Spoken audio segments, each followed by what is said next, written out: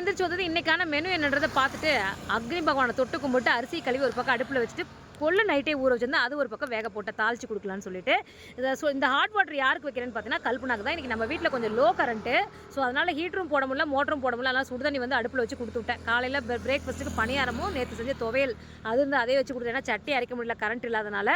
இன்றைக்கி என்ன மதியானம் லஞ்சுன்னு கேட்டிங்கன்னா சூப்பரான லஞ்சுப்பா. இந்த தக்காளி சாதம் நம்ம நார்மலாக பிரியாணி மாதிரி செய்வோம், அந்த தக்காளி சாதம் இல்லை. இது வந்து சாப்பாடை வடித்து வெங்காயம் தக்காளி புதினா கொத்தமல்லி இஞ்சி பூண்டெல்லாம் போட்டு வதக்கி நம்ம செய்வோம் பாருங்கள், சாப்பாடு வடித்து கிளம்புவோம். அந்த தக்காளி சாதம் சூப்பராக இருக்கும். நம்ம ஊருக்குலாம் போகும்போது டிஃபன் பாக்ஸ்க்கு இதை தான் கட்டிட்டு போவோம். அது இது தொட்டு சாப்பிட்றதுக்கு ஒரு முட்டை மசாலா ஒன்று செஞ்சு கொடுப்பாங்க பாருங்கள், செம்ம டேஸ்ட்டாக இருக்கும் தொட்டு சாப்பிட்றதுக்கு. நான் இன்றைக்கி முட்டை செய்யலை, ஏன்னா கார்த்திகை கொண்டாலும் முட்டை செய்யலை. சரி வாசலை கழுவி கோலம் போட்டு திரும்பினா கல்பனாக்கு வயிறு வலி.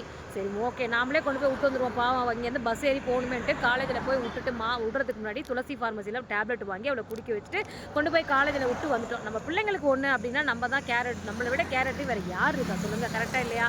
நம்மளை கூட நம்ம அப்படி கேர் பண்ணிக்க மாட்டோம், நம்மளை சுற்றி இருக்கவங்களை கேர் பண்ணாலும் நம்மளை அடிச்சு காலையில். சரி கல்பனா விட்டுட்டு வந்ததுக்கப்புறம் வீட்டு வேலையெல்லாம் முடிச்சு நானும் வேலை கிளம்பிட்டேன். பாய்ப்பா, டாட்டாப்பா.